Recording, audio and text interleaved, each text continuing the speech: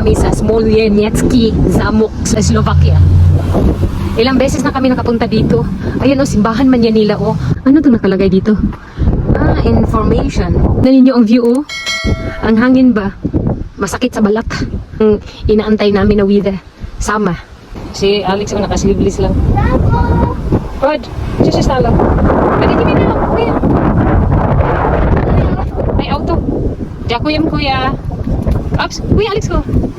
I-check pala ni Vladimir ang mapa. Kasi hindi namin alam kung saan kami pupunta. Nakalimutan na namin ang entrance dito. Saan kaya yun? Nandito pala sa ilalim ng puno. Yan na castle o, ang pupuntahan namin. Ayan o, yan ang pangalan ng castle. Philip ko, si Kat. Tingnan niyo si Philip at si Alex. Oh, tinignan nila ang batang umiiyak. Nag-aantay kami kay Vladimir dito. Nakalimutan daw siya sa sasakyan. Ciao, Kuya Alex ko. Tignan niyo si Kuya Alex. Chine-check niya. What's that? Pizza? Okay, maglalakad lang kami papunta doon. Then, kasi pa uwi mamaya, mag-airplane kami. Bago pala tong toilet nila, oh. Last time pumunta kami dito, wala ito eh. Magbayad lang siya ng 50 cents. Pumasok ako dyan kanina, hindi ko na matiis eh. Nakita ko kasi yung mga basin dito. Marami kasing mga wild animals, baka dumugin ako. Ang ganda ng lugar dito ay tahimik, malapit lang sa castle. Soccer field. Aha. Ay, pub pala to. Diyan kami dadaan ngayon. Maraming way yan papunta doon sa castle. Tignan nyo ang kulay ng kanilang rest house. Oh, ahoy! What did you mean? Okay. Pripach, I forgot. Ang kanilang simbahan, no, bago pa siya tignan. I'll go this way? Okay, tak, dobre. Ito ang gusto ni Philip at saka Alex. We will go this way. It's written there, Zayak. Ito yung daanan papuntang castle. Parang nasa Jensen lang ako dito eh. Doon sa bukid namin ba? Tanim ng pala eh. O, tingnan mo ang mga view niya. Oh. Ang laki ng mga punong kahoy. Mabuti na lang kamo, hindi nila to pinutol. At least kung sobrang init dito sa Slovakia, ano sa mga puno ba? So medyo malamig dito sa ilalim. Oh, kadaming puno. Always ko talagang ma-remember ba ang bukid sa Pilipinas. Kaya hindi ko na-miss yung bukid doon sa amin. Dahil dito pa lang sa Slovakia na ganito ang mapupuntahan namin. Sold na ako. Kaganda tignan, no? Ang lawak ng lugar na ito. Tapos more on green. Mabuti na lang kamo, hindi namatay yung grass dito. Oh. No, green pa rin kahit summer na. Ayan pa pala ang mag-ama. Oh, sa tinitignan nila yung tubig na umaagos. Medyo mahaba pa pala yung lalakarin namin. Oh. Bago kami makarating doon sa castle. Oo, marami naman tong way. Palusot-lusot ba? May mga shortcut. Ito kasi hindi siya shortcut. Long cut. Kuya, pasisa. Oh, look at here. Anday, Philip ko. Sikabo. Ahoy. Ahoy. Na, mahulog ka dong. Octopus with heart design. Kuya Alex, huwag get down. Nakaupo siya sa table. Wow, astig. Number 4. No, your legs like that. Tak, dobre. Sa tuwing summer dito, kumbaga sinusulit nila yung araw. Mostly sa kanila, nagpa-sunbathing ba? Kailangan talaga nilang mag-tan color. Tapos, sana no, exchange na lang kami ng kulay. Kasi sa akin, ganito lang ang suot ko. Wala na. Lagtong na. Sa kanila, kailangan pa talaga nilang magbilad sa ilalim ng araw. Mas konti lang tao dito sa may castle na ito. Medyo malayo to sa amin, 45 minutes din ang biyahe. Hindi pa talaga kami nakarating dyan sa castle na yan, Pero konting tiis na lang, maabot na namin yan ang tuktok. At susungkitin ko yung pinakadulo, At iuwi ko yan sa General Santos City. Pwede dyan, magbanding-banding, May naga-maintain din dito. Diyan kami dumaan kanina, May daanan dyan, sa middle of the forest. I-check ko dito kung anong nakasulat. Wala, ang nakasulat dito, bawal daw ang magaganda katulad ko. Joke lang, wala akong naintindihan nito. Ayan ang pangalan ng castle, Zamok, this way. Nandito na pala ako sa castle pero hindi ko alam kung anong event dito. Kasi parang bukas sila Pero malamang may bayad to ba entrance. Tignan nyo ang castle, Palibutan na siya ng mga, grass? Parang may event ata sila. Okay. Diyos ko Lord, 15 euro. Mga muti man ako nito. Wala man akong 15 euro. Antayin ko na lang si Vladimir kung anong desisyon niya dito. Kung papasok ba kami or hindi. Maganda sana kung papasok dito. Hala, ang 3 years old. Ewan ko, free ba yan? Hindi ko maintindihan. Slovak kasi yan eh. Antayin ko na lang yung mag-ama ko. Hindi ko alam kung nasaan na sila. Nandun kasi sila sa maliit na sapa kanina. Ayan, nandito na pala sila. Tumitingin ako kung nasaan na. Tatanungin ko si Vladimir kung papasok ang mga bata. Siguro pag sabihan ko lang siya papasok, may pang-entrance naman ako. Nakita niyo yung background? Yan ang castle. Pero iwan ko bakit ang daming mga kabwibs ba? Pakitanggal na. Titingnan ko dito kung may padaanan pa loob. Wala ngang daanan papunta sa loob. Meaning to say, kailangan naming magbayad ng entrance. Sobrang luma na niya ba, no? Pero mas maganda to kapag nasa loob. Choose talo. Babalik na lang kami doon sa sasakyan. Ito talaga ang pinakaayaw ko kapag lumalabas kami tapos hindi kami maka-afford. Tapos yung mga bata gustong-gusto nilang makilaho. Ganon. Pero ano magagawa namin? Iwala ng budget. Ang hirap kapag walang trabaho. Talamunin lang kasi ako eh. Ayaw ni Vladimir. So tiis ganda ako nito. Kaya minsan masakit para sa akin na makita yung mga anak ko na hindi makapasok. Minsan sinasabi na lang nila na gutom sila, gusto nilang kumain. Kanina nga sinabi ni Alex sa akin na gutom daw siya. Sabi ko sa kanya, balik na lang tayo doon sa sasakyan. Kasi nagdala ako ng sandwich. Ang gusto talaga ni Alex, doon sa loob ng castle. Ipang entrance nga lang, wala eh. Minsan kung hindi namin ikokontrol yung mga anak namin, mga multi kami, wala kaming savings dito. Kanila in-explain na wala kaming pera. Dito naman sa Slovakia, hindi naman basta-basta dito makahanap kaagad ng trabaho. Mahirap din. Una, yung lingwahe. Kung hanap ako ng trabaho, dapat yung company na marunong din mag-English ba, malayo man sa amin. Dito kami sa village nakatira. So mahirap. Siguro mga 2 years from now pa ako makapagtrabaho. 3 years old pa kasi si Philip eh. Ang dami ditong nag-family bonding. Katulad nila sa likuran ko. Yung iba din kumakain. Nandiyan sa ilalim ng punong kahoy. Ang ganda dito. Mag-set up lang ng time ba, no? Diyos ko, kung sa Pilipinas pa to, puno na to ng tao ba sa ilalim ng puno. Kanya-kanyang posisyon na para lang magchikahan, date, family bonding. Ang importante may dalang pagkain. Iba sila dito kung magbanding sila. Pag chika-chika lang, inom tubig. May pagkain man sila pero hindi yung bongga ba, snacks lang.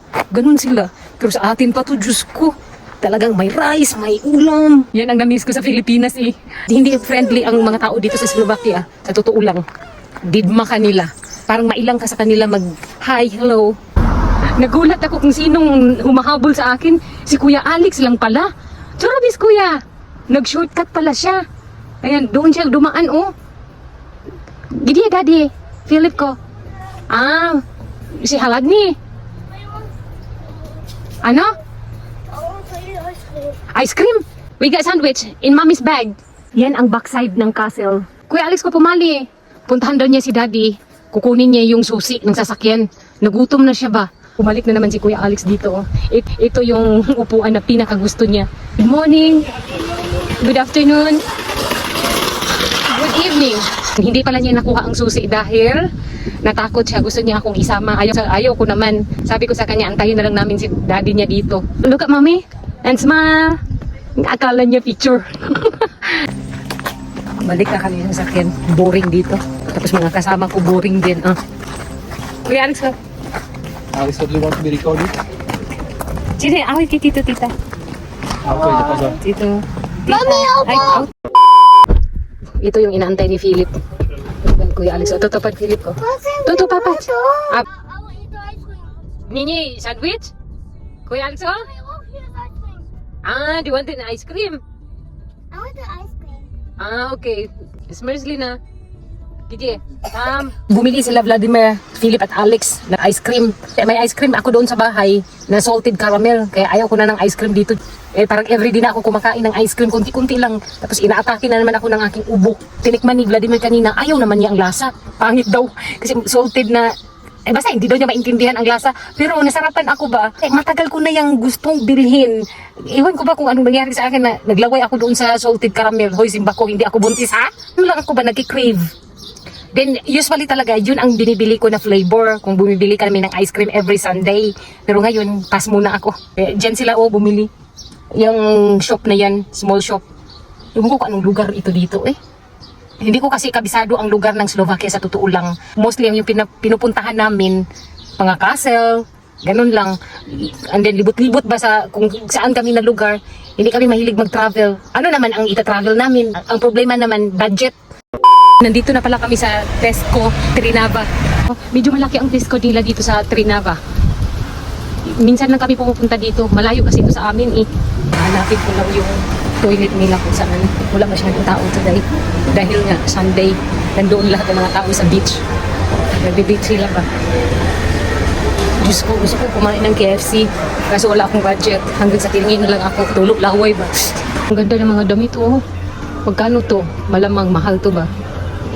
Diyos ko Lord, 24 euros. Ayaw ko na to. Sobrang mahal. Ayaw din kasi ni Vladimir na bumibili ako dito sa Tesco.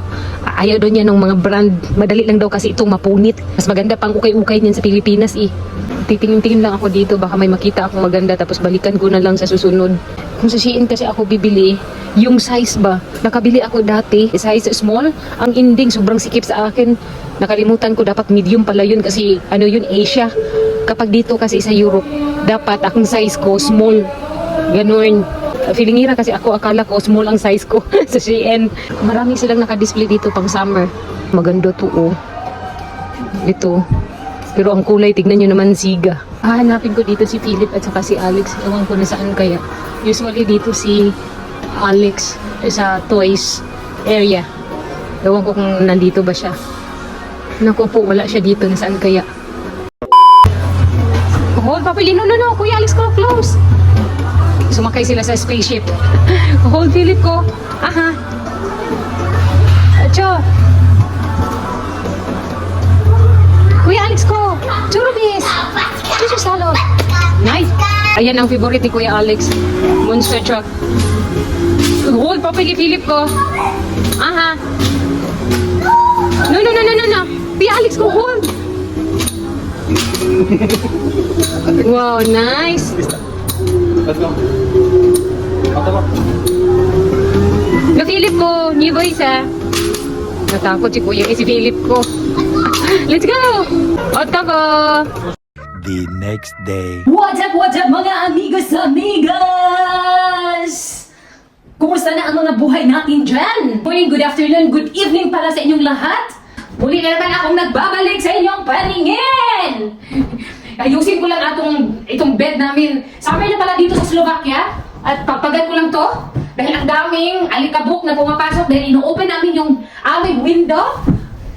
Mainit dito sa loob. Wala kaming electric fan. Wala kaming aircon. Sinabi kasi ni Vladimir, hindi daw pwede mag-electric fan. Dahil nag-spread lang daw ng mainit na hangin. Which is totoo naman siya. And then, siguro daw, may balak daw siya lagyan ng aircon ito. Ewan ko lang ha. Minomonitor lang namin yung temperature. Kung mainit sa labas, dapat naka-close ang mga windows dito sa loob. Basta ang temperature dito sa loob, mababa. Yun ang ginagawa namin. Which is, as I observe naman, okay naman siya na idea. Dahil hindi na masyadong mainit sa loob. Kapag sinasara namin yung mga windows. Anyway, 3 months lang naman kasi ang summer dito.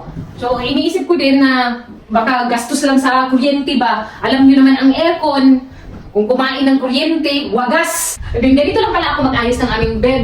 Very simple lang. Itong aking pillowcase, pambata, galing to kay Dakdak ba, ginamit ko na lang. Si Philip at saka si Alex doon kasi sa daddy niya. Ayaw nilang tumabi sa akin, mas gusto nila kay daddy. Si Vladimir, hindi ko na kailangang i-push yan siya na magbigay ka ng time sa mga anak natin. Hindi. Siya nakusa. Then, grabe, mag-spend talaga yan siya ng as much as possible. Yung kaya niya talaga ba na time, mag-spend siya ng time sa mga bata. Kung may ginagawa yan siya, tinitigil talaga niya yan at makipaglaro sa mga bata. Ayan, inuuna talaga niya yung mga bata. Sa totoo lang, minsan niya nakakalimutan na niya ako ba? Silusa din ako eh. Minsan hindi ko din maiwasan na magtanong ako sa sarili ko, ay mas mabuti pa yung mga bata. Ang dami niyang times para sa mga bata. Minsan inaano ko na lang ba, divert ko yung mind ko, ay okay lang yun at least. Hindi masakit sa ulo. Kasi priority talaga niya yung mga bata. Kami, pamilya niya, priority niya. Then, lahat ng bisyo niya, na-stop niya. Umiinom man siya ng beer, isang bote or dalawa. Ang lang ba, refresh. Lalo na kapag summer. Yung mga bata umiiyak kapag umalis siya. Kung ako ang aalis, hindi nila ako hinahanap. Si Vladimir, hahanapin ng mga bata yan. Nasaan si Daddy? So, pwede na akong umuwi ng Pilipinas na maiwan ang mga bata dito dahil kampante sila sa daddy nila. Tapos, one time sinabihan ko si Kuya Alex na uuwi ako ng Pilipinas, maiwan kayo dito kay Daddy ha. Sabi pa ni Alex sa akin, no mami, kailangan daw kasama si Daddy, si Philip, at saka siya. Hindi daw pwedeng maiwan sila dito. Then sinabi pa niya sa akin na we are family. Dapat sama-sama tayo. So, which is, tama naman si Alex, di ba? Hapon, hindi talaga natapos ang aking vlog. Doon sa castle na iyon, may ginawa kasi si Vladimir na hindi ko ini-expect ba. Kumbaga, may umandar na naman yung pagkatupak niya ba. Feel ko talaga sa kanya kahapon, pagod yun. Pinagalitan na naman ako about sa vlogging ko. Usually, lumalabas kami. Di ba makita niyo naman sa previous vlog namin, nandun siya sa kahit na nakatalikod lang siya kasama ang mga bata dahil ang mga bata nga yung point ko doon sa vlog ko. Hindi ko naman talaga pinapakita yung mukha ni Mr. Minsan masagi lang din. Ko din lubos maisip kahapon kung bakit siya umandar. Gusto ko lang i-share sa inyo ito. Alam ko naman na ayaw talaga niyang mag-vlog ako. Pero sinabi ko na sa kanya kung bakit ko kailangan ipagpatuloy ito. Ang vlogging kasi malaking tulong sa akin. In-explain ko na yan sa kanya paulit-ulit ba. Sabi pa niya sa akin na I don't want to involve your recording. Sabi ko, hindi ikaw, si Philip at saka si Alex. Reply niya, they don't like it. Gustong-gusto ng mga bata sa harap ng kamera. Di ba na nagpapakitang gilas nga sila minsan eh. Sabi ko sa kanya, how many times do I need to explain it to you about my vlogging? Then how come you can't understand? Because you are not in my situation. And then, hindi talaga niya ako maintindihan. Sabi ko, siguro yung English ko, mali-mali. Alam niyo, kagabi na, umiyak talaga ako din. Hindi niya ako maintindihan. Ang sakit para sa part ko. Dahil ang vlogging ko kasi, mga memories ito. Nakikita ko yung maliit pa sila, hanggang lumalaki na ba. Nire-respeto ko yung ayaw niya. Minsan, sa pag-edit ko, hindi ko na matakpan yung mukha niya ba. Then alam naman niya ang sitwasyon ko. Ayaw ko nang mag-vlog. I-stop ko na to. Wala naman siguro na-inspired sa akin. Ako ang gumagawa ng paraan para pilit kong makalimutan ang nangyari. Kabuti na kung ibang tao ang gumawa sa akin yun. Sarili ko kasing pamilya kaya mahirap siya kalimutan. Hinahayaan ko na lang siya. Iniisip kasi ni Vladimir na wala naman daw akong income dito sa pag-vlog ko dahil hindi na ako sikat at hindi naman ako katulad ng idol ko na si Inday Garnet dahil din sa support ng kanyang mister. Hindi ko maiwasang makompare ko yung sarili sa kanya. Ayaw niyang magsalita siya na while nagba-vlog ako, maririnig daw ninyo ang voice niya. Nagpipray talaga ako everyday na, Lord, habaan mo pa pasensya ko, ang pag-intindi ko sa Kanya. I-end ko na yung vlog ko. Thank you so much for watching. God bless and see you in our next vlog. Bye!